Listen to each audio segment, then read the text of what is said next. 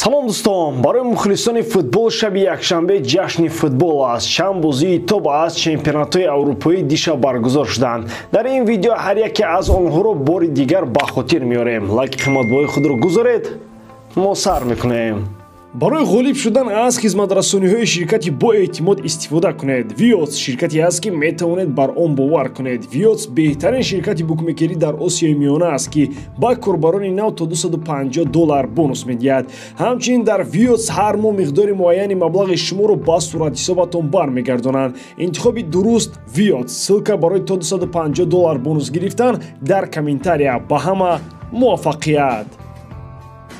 оғоз мекунем аз бозиҳое ки миёни топ дастаҳо баргузор гардиданд. аввалтар аз ҳама рақобати дастаҳои Манчестер Юнайтед ва Манчестер Сити дар рӯйхат аст. дербии шаҳри Манчестер, дербии офтобсарҳо. Кадом номе ки ба шумо писанд бошад? бозии дастаҳо бо суръати баланд оғоз шуд. нақшае ки Ten Hag барои ин бозӣ дошт аз аввал кор дод. онҳо тибқи нақша бозӣ карда ба мақсади худ қадам ба қадам мерафтанд ва аммо пеналти ҳамаи корро чапа кард. Холланд онро бехато бо гол анҷом дод.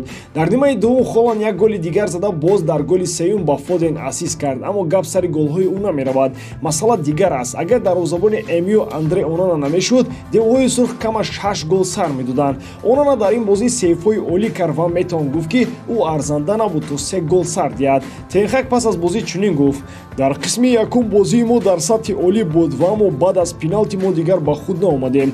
Расмусро барои он аз майдон гирифтам ки ӯ хеле зиёд қувва сарф кард. рӯзе фаро мерасад ки ва Решфорд гол мезанад. бо як гол лозим аст ва Решфорд ба сатҳи қаблияш бармегардад. мо дар ин мавсим бар зидди Сити 3 бозӣ кардем. дар ҳамаи онҳо МЮ хеле бозии арзанда нишон дод, иброз кард Ten Hag.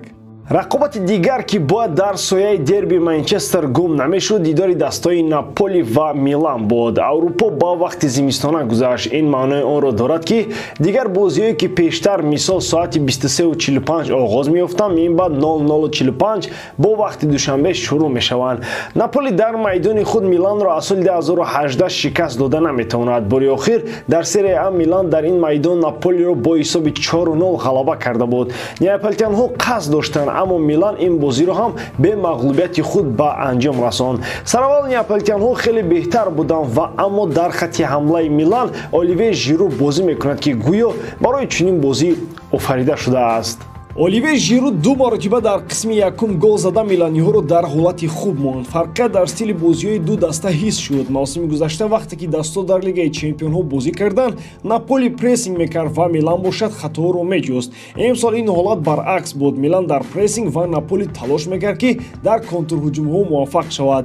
тағйиротҳои Руди Гарсия ба дастаи ӯ кӯмак карданд. дар қисми дуввум Наполи бо фикру андешаи нав ба майдон омад. сараввал Политано зарбаи дарозакӯб зад, пас аз ин распадори ҳисобро баробар кард. то охири бозӣ ҳамаи кӯшишҳо самар надоданд. дастаҳо як имтиёзӣ гирифтанду халос. ғайр аз ин ду бозии топ ҳамчунин рақобатҳои дигари ҷолиб ҳам буданд. Брайтон бар зидди Фулхем бозиашро доир намуд. ҳарчанд аз ин рақобат ҳама ғалабаи Брайтонро интизор буданд, онҳо ба муқобилияти шадиди Фулхем дучор шуданд. ин бозиам мусовӣ 1-1 тамом шуд. рақиби Ливерпул дар ин даври бозиҳо Ноттингем Форест буд. дастаи Мерсайдӣ бозиҳои хуби худро идома медиҳад. Диего Жота голи худро ба Луис Диас бахшид. пеш аз ин бозӣ дар Колумбия волидайни ӯро дуздиданд. баъд аз як рӯз пулис тавонист модарашро наҷот диҳад, аммо то ин дам аз падари ӯ хабаре нест.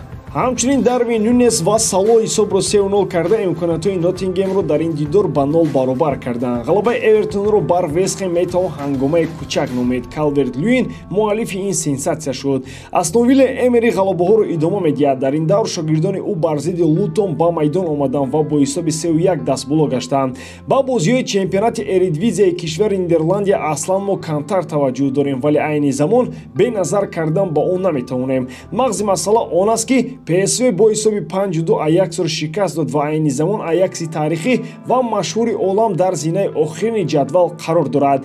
дар Италия дастаҳои Интер ва Рома то охири дидор ҳамдигарро азият медоданд. ҳуҷумҳои Интер ба маротиб бештар ва беҳтар буданд. дар ниҳоят Маркус Тюрам ягона голи ин рақобатро ба сама расонд. дар Испания Атлетико бо Алавес бозии ҳуҷумкоронаро пешкаши ҳамагон карданд. Алавес прессинги фаъолона дошт ва бо шумораи зиёд ба нимаи Атлетико мерафтанд. мадридиё бо роҳҳои ҳаракатҳои гуногун аз ин прессинг мебаромаданд. Алавес худаш намедонист ки чӣ мехоҳад. Атлетико дар ғолиб омадан бар ин тим ягон мушкилиро эҳсос накард. Рикелме ва Марата ҳанӯз дар нимаи якум пирӯзии Атлетикоро таъмин карда заданд. Бозии дигари Ла Лига бо иштироки Атлетик ва Валенсия мусовии 1-1 поён ёфт. Дар Олмон дастаи Байер бозиҳои беҳтарини худро идома медиҳад. Ливеркузинҳо ин навбат Фрайбургро мағлуб карданд. Дастаи Хаби Алонсо дар мавсими ҷорӣ танҳо дар як бозӣ имтиёз аз даст дод. Ин бозӣ бо Бавария дар сафар буд ки мусовӣ 2-2 тамом шуд. Боруссия Дортмунд бо Айнтрахт ҳамдигарро голшапа карда бозиашон 3-3 тамом шуд. Дар Фаронса қариб боз як сенсатсия рӯй медод. Пари Сен-Жермен боз ҳам ба нокомӣ наздик гардид, вале наҷот ёфт. Дастаи шаҳри Париж дар сафар бо Брест бозӣ дошт. Заин Эмери ва Мбаппе парижиёро пешсаф карданд, вале Брест ҳисобро баробар кард. ҳолати ПСЖ баҳд шуд, вале Мбаппе бо голи худ намояндаҳои пойтахтро пирӯз гардонд. Рақобати дастаи Марсел ва Лион ки бояд яке аз дидорҳои ҷолиб мешуд, баргузор нагашт ва ба вақти дигар гузаронида шуд. Автобуси дастаи Лионро сангшапак карданд. Монако дар сафар аз Лил бо ҳисоби 2-0 мағлуб гашт. ба ҳамин тамом боридарам ки иҷодкории ман ба шумо писанд меояд. лайк, комментария ва дар канал обуна шуданро аз ёд набароред. бо шумо мисли ҳар вақта Муҳаммад Гаиров. хай бародарон, дар паноҳи Аллоҳ.